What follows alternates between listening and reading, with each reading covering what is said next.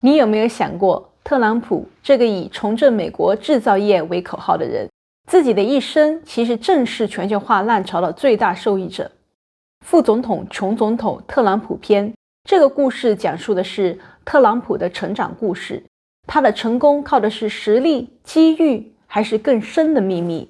你可能在别的地方听过关于特朗普的零碎故事，但只有看完这个视频，你会听到前所未有的细节和分析，让你真正明白和体会到美国社会变迁和特朗普成长的关系。千万不要跳过任何一秒，最后那段可能会完全颠覆你对特朗普、对美国梦、对目前美国政治经济，甚至对人生的理解。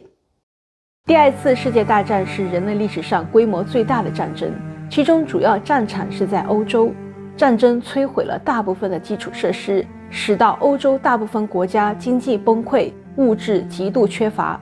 数百万难民流离失所。二战期间，美军在海外战场付出了巨大的牺牲，有41.6万美国大兵永远倒在了战场上，为他们的家庭留下了沉痛的悲伤。在二战结束后，跨海参战的1200万美国子弟兵陆续回到了美国。现任的美国第47任美国总统唐纳德·特朗普在1946年出生在一个富裕的纽约家庭，我们下面就叫他为特朗普。特朗普的父亲弗雷德·特朗普已经是一个成功的地产开发商。二战结束后，大量退伍军人回国，住房需求大涨。特朗普父亲利用政府的低息补贴贷款，早在1942年就在纽约市的布鲁克林开发建造了超过2000套房子出售，赚了大钱。特朗普出生后不久，特朗普一家就搬进了新建的别墅，一座23个房间的超级豪宅。这是一个大庄园，17级红砖楼梯通向斜坡上的大门。特朗普家还有司机、厨师、对讲机系统、电视机等等，以及一台令人羡慕的电动火车模型。当时亨利·福特，也就是福特汽车的创始人，发明了流水线装配汽车。福特将复杂的造车流程分拆成高度重复的工序，利用传送带系统，使一部车的组装时间从原来的12个小时降到了2小时，效率提高了6倍。1946年，大量的退伍军人以及新婚家庭带来了数百万套住宅的巨大需求，加上退伍军人调整法案，向退伍军人提供了零首付、低利率的住房贷款，直接降低了购房门槛，使得社会上掀起了一股住房购买热潮，房屋供不应求。于是特朗普父亲发展出了一套运用流水线快速建房的方案，大大提高了施工效率。特朗普父亲用低成本、大规模标准化的建筑公寓和联排别墅，完美地配合了市场的需要，积累了大量财富，成为美国房地产的一方霸主。媒体称特朗普父亲为建筑界的福特。特朗普出生后，特朗普的祖父弗里德里希·特朗普从来没有抱过特朗普，甚至连看特朗普一眼都没有。特朗普祖父出生于德国的一个小镇，16岁时为了逃避兵役，偷偷非法移民到了美国，先后经历了打工、开餐厅、开旅馆、房地产买卖等。特朗普祖父甚至还远赴加拿大去做生意，赚了一大笔财富。不知道祖父的这段加拿大赚钱经历是否影响了到现在成为总统的特朗普，让他对加拿大产生了如此强烈的情结。特朗普祖父经过一番艰辛努力，在美国小有财富。特朗普父亲青少年时期就跟随父母学习建筑和销售房地产。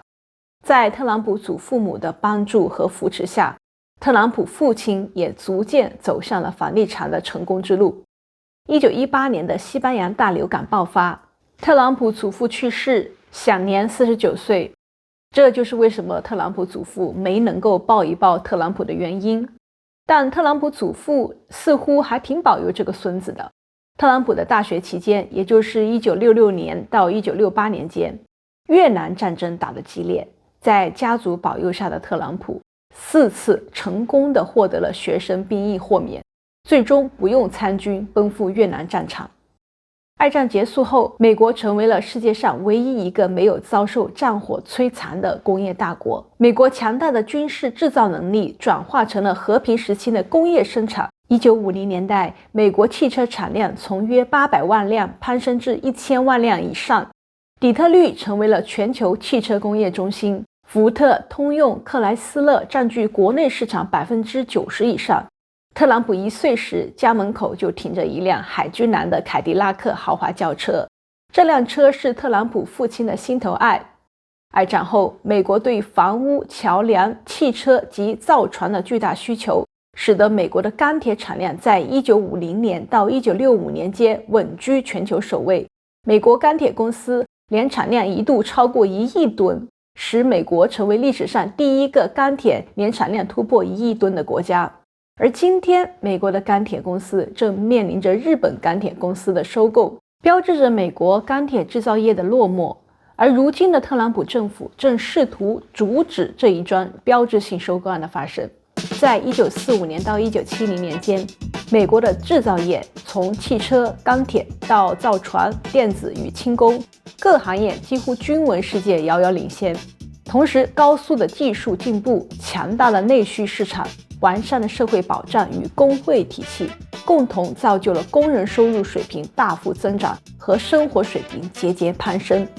当年的美国纺织业是国家工业体系中重要的组成部分，为数百万工人提供就业。工人的衣服和白领富裕家庭的着装都是美国制造。美国人普遍衣着讲究，追求服装品味。特朗普的父亲就是一个衣着讲究的人，即使在家里也穿着夹克和领带。美国家用电视机从1950年的9%普及率迅速飙升至1960年的87%。特朗普家也有一台令人羡慕的彩色电视机。在特朗普5岁那一年，随着房子越来越多，干扰了电视接收信号，特朗普父亲得到了邻居阿莫斯的同意，准备把新款的电视天线安装在邻居家的楼顶。但是当邻居阿莫斯提出在不干扰电视信号的情况下共享这个新款天线信号时，特朗普父亲马上拒绝，宁愿一拍两散，不安装天线，也不愿意与邻居分享电视信号。显然，特朗普也学习了父亲对邻居的冷漠态度。当邻居小孩不小心把球弹进了特朗普家的宽敞后院时，5岁的特朗普大声咆哮着说：“我要告诉我爸爸，我要报警。”另一个邻居的小孩住在离特朗普家几栋楼远的地方。有一天，年仅5岁的特朗普走过去，趁小孩的妈妈不在场，向小孩无端端的扔石头。1945年至1970年的美国制造业黄金期，美国成为了世界工厂。这一时期，美国的制造业不仅仅提供了大量的就业机会，还为工人提供了相对稳定和高水平的收入。许多制造业的工人得以在工会的帮助下谈判，获得更好的薪酬和福利待遇。此外，制造业的工人通常享有退休金、医疗保险等福利，这些都增强了工人的经济安全感。工人的稳定收入推动了消费，进而促进了经济的进一步增长。在此期间，美国的制造业繁荣不仅推动了工人的收入稳定，还促进了房地产市场的扩张。随着工人收入的提高，更多家庭有能力购买住房，这也推动了城市化进程和郊区化的浪潮。大量的新住宅、购物中心和基础设施的建设成为了这一时期的标志。特朗普家族的房地产生意在这个时期获得了良好的市场条件。特朗普的父亲通过大规模的房地产开发，尤其是在纽约市的郊区开发住宅项目，积累了大量的财富，使得特朗普家族成为了美国知名房地产家族之一。与此同时，特朗普父亲把孩子们送去最好的学校接受教育，并期待孩子日后继承家业，特别是他的第4个孩子唐纳德·特朗普。特朗普的父亲对特朗普寄予了厚望，但是特朗普在小学阶段学习成绩极差，而且非常调皮捣蛋。例如，曾经在小学2年级时，特朗普认为老师不懂音乐，就出手挥拳把音乐老师的眼睛打成了熊猫眼。日后的特朗普对拳击特别感兴趣，多次在他的赌场主办了拳王泰森的挑战赛，赚了不少钱。我们现在回到特朗普小时候，在小学7年级时，有一段时间里，每个星期六的早上，特朗普喜欢和朋友在学校踢完球后，偷偷坐巴士到纽约市区去玩。特朗普和当时的好朋友彼得一起，把自己想象成了纽约街头的帮派成员，并买了一把11寸英尺的刀具来装扮自己。这刀后来被家人发现后，特朗普的父亲对特朗普偷偷去纽约市区的事情非常生气，甚至烦躁不安。1959年9月，父亲把特朗普送到纽约军事学院去读中学，从此彼得和特朗普各奔前程。彼得后来成为了美国的职业巨头、出版商和电影制片人。创办于1889年的纽约军事学院是一个与众不同的地方。当时学校的目的就是将纪律和理想注入那些不听话的男孩们，换句话说，就是改造有钱的坏男孩的地方。为此，学校对学生非常严格，甚至苛刻。新生入学时会经历学长们的凌辱和殴打，但特朗普用3寸不烂之舌讲服了学者们，免于毒手殴打，换来了亲吻一只真女子的屁股。特朗普在军校学习期间，父亲常常来探望儿子。有一次，特朗普父亲坐着一台由司机驾驶的豪华轿车过来看望儿子，特朗普竟然为此感到尴尬而不敢见父亲。原来特朗普尽量不想让别人知道自己家庭的富有，尽量想避免别人把自己的成就公归于富有的家庭。了解儿子性格的特朗普父亲从那时起改为自己开着一辆普通的汽车来看望儿子。多年以后，名成利就的特朗普在书中多次强调自己是白手起家的。特朗普在军校学习期间充分发挥了好斗好胜的性格，他多次参加比赛，多次获得了整洁房间大奖以及最闪亮皮鞋奖，还有最整洁床铺奖。有一次，特朗普在化学考试中获得了高分而感到高兴，但他知道有另一个同学的分数比他更高时，特朗普感到愤怒，坚决相信对方的好成绩是因为作弊。1960年代，战后经济繁荣带来了工人工资的上涨，美国制造业特别是装配线的成本不断攀升，电子产业例如收音机、电视机等属于劳动密集型产业，资本家开始把生产线从美国转移到了劳动力低廉的亚洲，一方面实现了设计在美国、制造在海外的模式，另一方面造就了日本、台湾、韩国的电子产业腾飞。由于劳动密集，电子装配生产线开始向海外转移，原先为了方便交通而设在城市里的美国电子装配工厂大量倒闭，城市中心开始转为海外工厂服务的办公区，市区地价开始上涨，房租上升，大量美国电子制造业的工人失业，被迫再培训和尝试转换工作，工人家庭开始无力承担住在城市里的代价。于是特朗普父亲巧妙地用联邦补贴政策进行房地产开发，在美国政府对私人企业的支持下，使用公共资金在郊区建造大量廉价住房，满足了电子产业转型工人家庭的住房需求。与此同时，特朗普家也赚了个盆满钵满，家族企业积累了大量的储备资金，为日后的扩张奠定了扎实的经济基础。1964年，特朗普完成了军校的中学生涯后，在纽约的福坦莫大学学习了2年。1966年，房地产生意越做越大的父亲，为了培养拥有专业经商知识的接班人，特意把特朗普送进了宾夕法尼亚大学旗下的一所商学院——沃顿商学院，攻读经济与房地产管理。这是一所历史悠久，建于1881年，是美国第一家成为学院的商学院，在美国及世界商学院的各种排名中一直名列前茅。约90%的金融业的亿万富翁的商学位都来自于3个最著名的商学院，他们是沃顿商学院、哈佛商学院或哥伦比亚大学商学院，而其中沃顿商学院的校友占了绝大部分。I'm really smart. Went to the Wharton School of Finance. Even then, a long time ago, like the hardest or one of the hardest schools to get into. 根据美国新闻与世界报道，沃顿商学院的毕业生拥有全美最高的起薪。特朗普父亲为了培养儿子，可真是煞费苦心啊。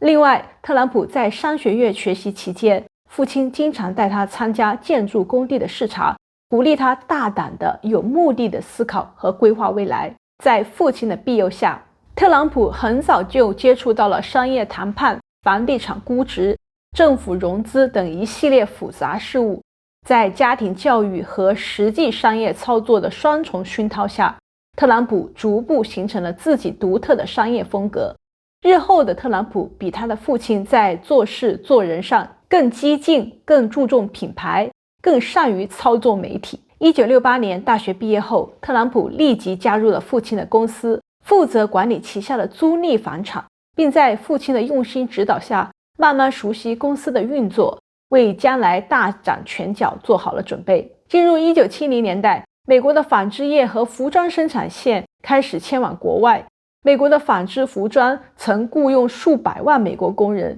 但是由于海外低廉的劳动力，使得美国资本家开始向日本、韩国、香港等转移生产线。很多美国本土的纺织服装工厂一夜之间倒闭，或者是搬迁海外，使原本稳定的蓝领阶级家庭收入骤降。这个时期，城市产生了巨大的变化，工厂搬迁出海外，工人搬迁到郊区，为服务业和金融业的崛起腾出了空间。1971年，25岁的特朗普正式接管了父亲的房地产生意，并把总部迁到纽约的曼哈顿。由于美国的制造业外移国外，凭借海外廉价的劳动力的把持，企业主赚的利润大大增加，大量的额外资金流向了金融和房地产领域，导致了富豪们对豪华商务酒店和高档奢华的住宿需求大大增加。特朗普在1976年购买了老旧的康莫多大酒店，花了4个亿美元重新整修，更名为美国大都会酒店，在1980年盛大开幕。另外，在1979年，特朗普启动了特朗普大厦的投资项目，投入巨资打造豪华的住宅和写字楼综合体，并在1983年完工，开创了顶层复式豪宅的新模式。制造业外移赚大钱的企业主和金融大亨们对特朗普这些豪华办公室空间以及奢华住宅表示大大的欢迎。二战结束后，美国工业迅速发展，工会长期通过罢工等形式为会员争取平均高于市场水平的工资以及福利，大幅拉高企业的经营成本，成为美国汽车、钢铁、造船、机械等重工制造业外移的主要原因之一。1970年代末开始，美国为了控制成本，逐步将重工业的制造环节转移到了劳动力和税更低的国家。美国经济重心从制造业转移到了服务业、金融业等。美国催生了大量新一代的白领中产阶级。由于制造业的转移，实现了生产在国外、设计在美国、产品销售回美国的模式。企业提高了利润，也同时能够支付给从事管理、销售、技术等工作的美国新中产阶级的较高薪水，从而增强了美国消费者的购买能力，繁荣了经济。加上美国的政府对中产阶级实行减少征税的改革，使中产阶级的收入增加，有了更多的闲钱。中产阶级对休闲娱乐的需求大幅增加。1984年，特朗普在大西洋城投资2.1亿美元，建设了39层楼高的特朗普豪华赌场酒店，内部装修豪华，金光闪闪，迅速成为了大西洋海滨大道的重要地标。特朗普也成为了风光一时的美国大富翁。1989年1月16日，特朗普第一次登上了著名的《时代》杂志封面。封面的标题是“这个人可能会让你羡慕不已，或者让你反感。炫耀是他的游戏，而特朗普是他的名字。”这一集副总统穷总统特朗普篇向你讲述了副总统特朗普的成为富翁的故事。特朗普并不是一个天赋异禀的商业奇才，甚至可以说特朗普小时候是一个资质平平的小男孩，学习成绩差，调皮捣蛋。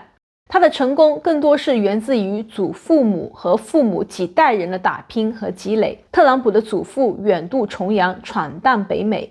父亲则在祖父的房地产事业的基础上，精准地把握了战后美国经济与政策的风口，把握制造业黄金年代和住房政策红利，迅速打造起庞大的房地产帝国。正是在这样优越的家庭环境和经济基础上，特朗普得以接受到顶尖的教育和商业训练，从小接触到实际的房地产运作。成年后，特朗普更是站在了父辈筑起的高台上，延续着对政策与市场方向的敏锐嗅觉，在制造业衰退、服务业崛起的大时代中转型出击，乘着时代的风口，实现了财富与民生的双重腾飞。可以说，美国制造业从巅峰到衰落的这几十年，正是特朗普家族的财富快速积累和转型的重要推力。特朗普的成功不是他一个人在奋斗，是特朗普一个家族，甚至是一个时代在奋斗。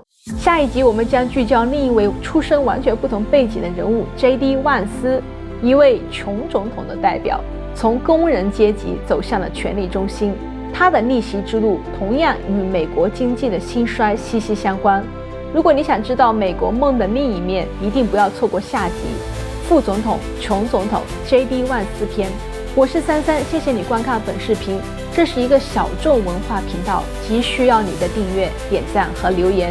只有这样才能吸引起平台的眷顾，让更多的人看到我们。制作不易，真诚不减，感谢您的支持。我们下集副总统、穷总统 J.D. 万斯篇再见。